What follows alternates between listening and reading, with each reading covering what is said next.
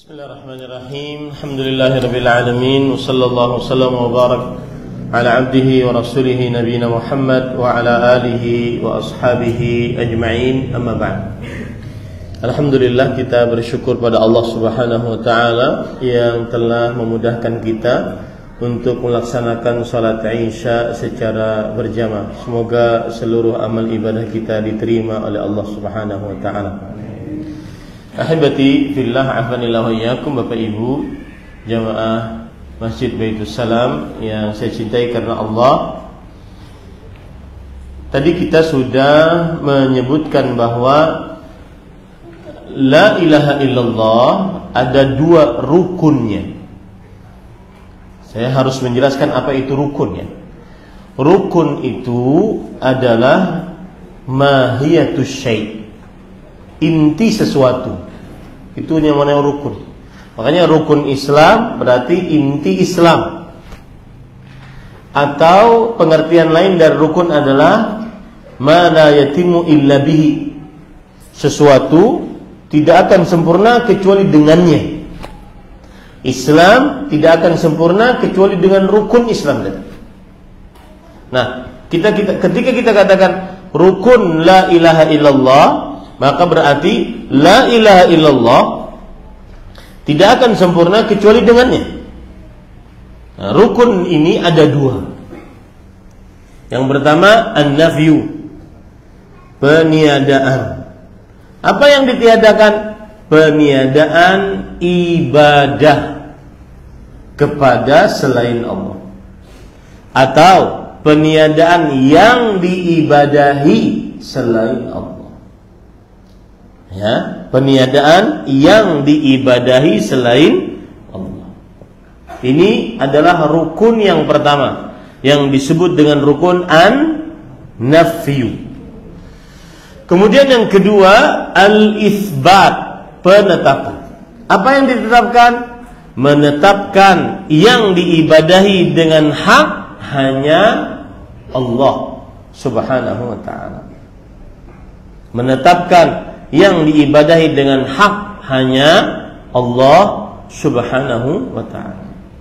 Itulah rukun la ilaha illallah. Sampai sempurna la ilaha illallah harus dengan dua rukun ini. Meniadakan yang diibadahi, Tuhan-Tuhan yang diibadahi selain Allah, apapun itu, ya, dan menetapkan Tuhan yang diibadahi dengan hak hanya Allah Subhanahu wa ta'ala. Kemudian di sini disebutkan syahadat ini juga mengandung arti kafir kepada taghut. Itulah yang disebut dengan an-nafyu tadi. Kafir terhadap taghut itu sama dengan an-nafyu. Ya. Kufur, mengkufuri, mengingkari taghut. Taghut itu apa? Segala yang diibadahi selain Allah dan ia rela. Segala yang diibadahi selain Allah dan ia rela, itu namanya taghut. Ya. Seperti manusia, batu, kayu, hawa nafsu dan syahwat. Maka salah satu makna yang terkandung dari la ilaha illallah adalah harus nafyu. Apa itu nafyu? Meniadakan, mengingkari Tuhan yang diibadahi selain Allah, mengingkari taghut, Tuhan yang diibadahi selain Allah. Ini para ikhwah yang dirahmati oleh Allah Subhanahu wa ta'ala.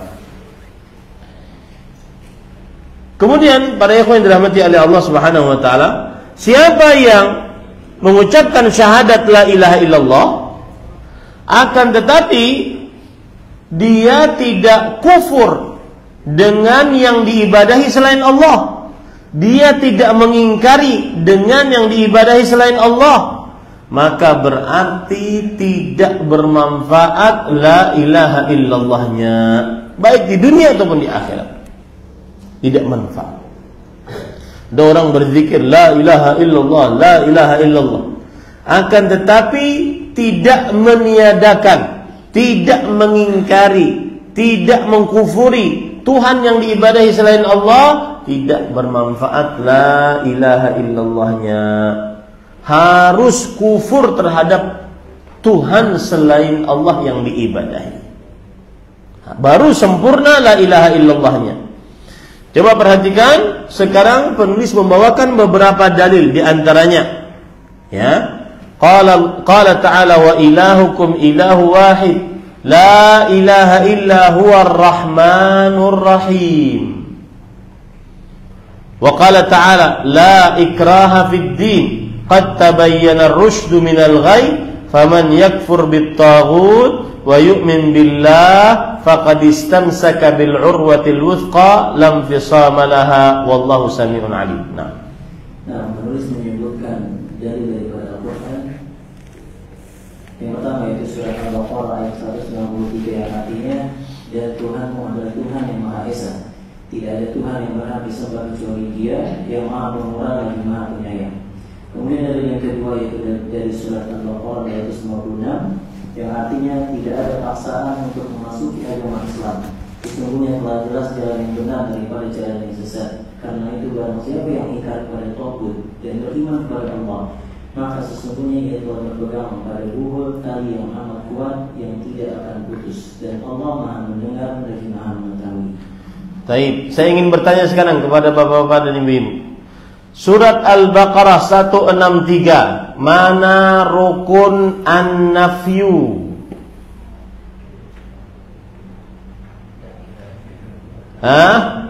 La ilaha. Baik, mana rukun al-itsbat? Penetapan. Illa huwar rahman ar-rahim. Nah, begitu cara mencocokkannya. Itu namanya inti pendalilan. Dalilnya kita tahu bahwa rukun la ilaha illallah ada dua, an-nafyu dan al-itsbat. Dalilnya Al-Baqarah 163. Inti pendalilannya mana? Yaitu ada pada kalimat la ilaha, kemudian illa huwar rahman ar-rahim. An-nafyunya mana? La ilaha. Al-itsbatnya mana? Illa huwar rahmanur rahim. Baik. Dalil surat Al-Baqarah ayat 256. Mana an-nafyunya dan mana al-itsbatnya? Saya bacakan. Tidak ada paksaan untuk memasuki agama Islam. Sesungguhnya telah jelas dari jalan yang benar daripada jalan yang sesat. Karena itu, lihat, barang siapa yang ingkar kepada taghut dan beriman kepada Allah. Mana? Ingkar kepada taghut, rukun apa itu? An-nafyu. Dan beriman kepada Allah, rukun apa itu? Al-itsbat. Alhamdulillah. Itu namanya inti pendalilan tentang rukun la ilaha illallah. Saya ingin mendalili satu lagi, ya, bahwa orang yang mengucapkan la ilaha illallah wajib an-nafyu, wajib mengingkari, mengkufuri Tuhan yang diibadahi selain Allah. Seperti misalkan Nabi Ibrahim alaihi salam, ya, Allah berfirman di dalam Al-Quran,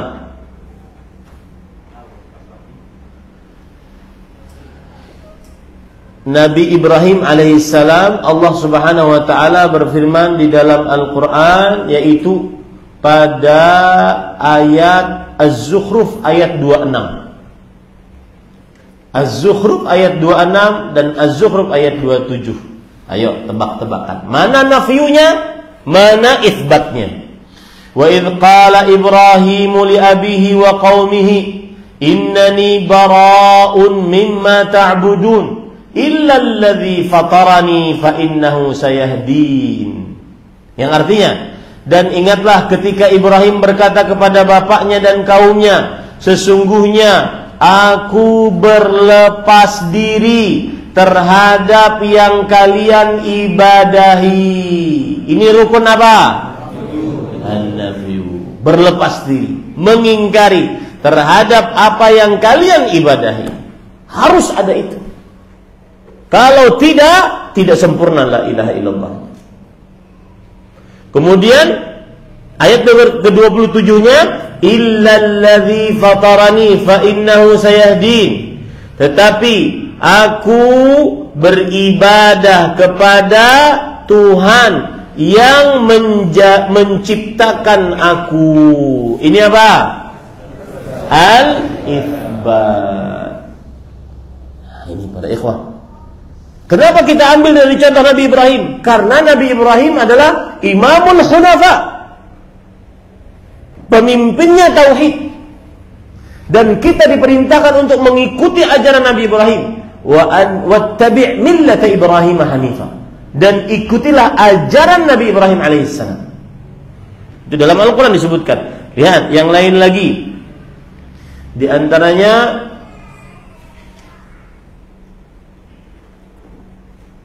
Allah Subhanahu wa taala berfirman di dalam Al-Qur'an,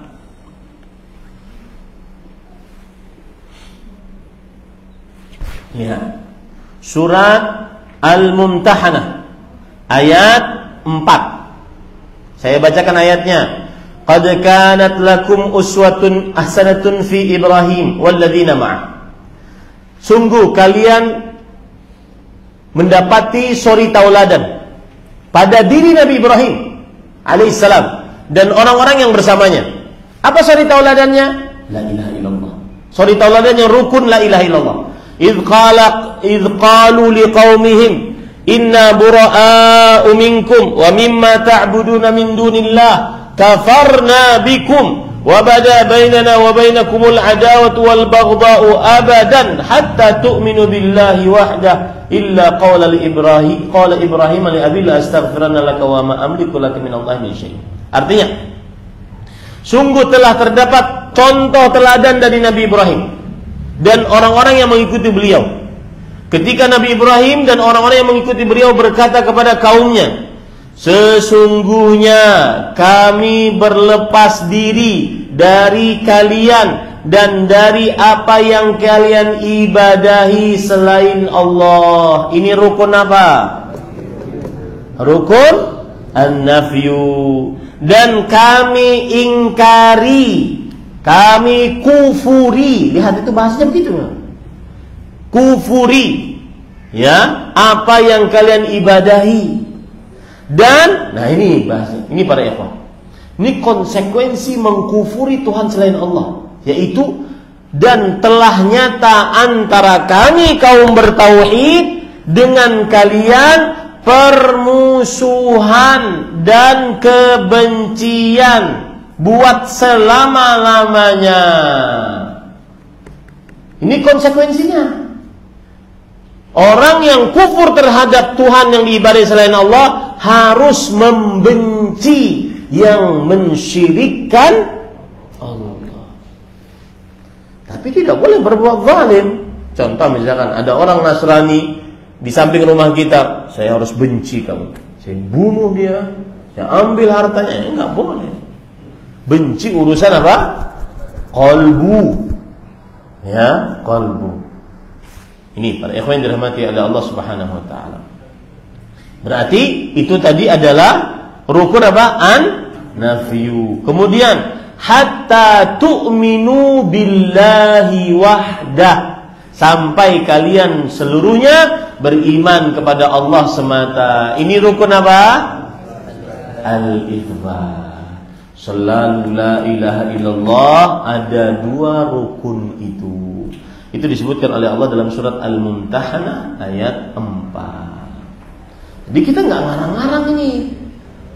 Nggak ngarang-ngarang ketika saya khutbah Jumat tadi mengatakan bahwa orang yang mengucapkan berjuta-juta kali la ilaha illallah tidak bermanfaat kalau seandainya dia masih berdoa kepada selain Allah. Tidak ngarang-ngarang itu, ada dalilnya. Tidak bermanfaat kalau seandainya ada orang mengucapkan la ilaha illallah walau 1.000.000 kali, tetapi masih ragu dengan kekufuran orang kafir, kemusyrikan orang kafir. Nggak manfaat. Ini bukan dari kantong sendiri, ini berdasarkan dalil dari Al-Quran. Termasuk pembatal keislaman adalah ragu terhadap kesyirikan orang kafir dan ragu terhadap kekafiran orang kafir. Kenapa? Karena dari muasalnya adalah rukun la ilaha illallah harus ada apa yang pertama? An-nafyu, meniadakan Tuhan yang diibadahi selain Allah. Yang kedua, al-itsbat, menetapkan zat yang diibadahi hanya Allah Subhanahu wa taala. Cukup kiranya ya tambahan. Insyaallah taala kita akan melanjutkan pada pertemuan yang akan datang. Dan saya berharap sabar. Ya, baca kitab memang harus sabar. Nanti kalau bosan nanti habis teratur satu-satu. Ini kan lumayan banyak, udah habis satu-satu. jangan. Itu bisikan syaitan memang. Ya, bisikan syaitan.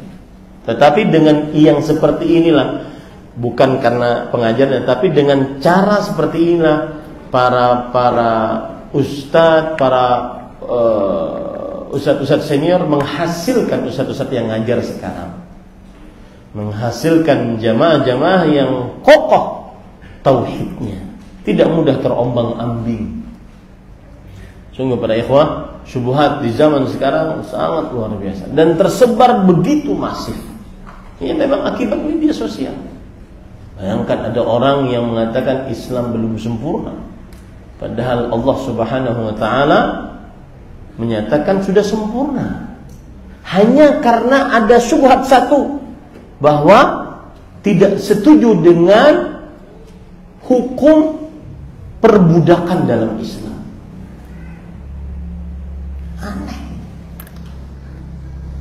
Ada yang menyatakan bahwa syubhat ini, bahwa tidak boleh mengaku sebagai seorang yang paling benar. Karena siapa yang mengaku yang paling benar, dialah yang paling salah. Kemudian kasih syubhat, retorika saja. Retorika. Itu jawabannya semuanya ada pada belajar kita. Bukan kajian tematik. Apalagi tema-tema kajiannya kekini-kinian. Aku cinta kamu, kamu cinta dia. Nah, itu enggak kena itu. Enggak menjawab syubhat. Baik. Ini yang bisa disampaikan. Ada yang ingin bertanya? 1-2 orang. Cukup kiranya ya. Ini yang bisa disampaikan. Subhanakallah walhamdulillah, asyhadu an la ilaha illa anta, astaghfiruka wa atubu ilaik. Sallallahu alaihi wa Muhammad walhamdulillahirabbil alamin. Wassalamualaikum warahmatullahi wabarakatuh.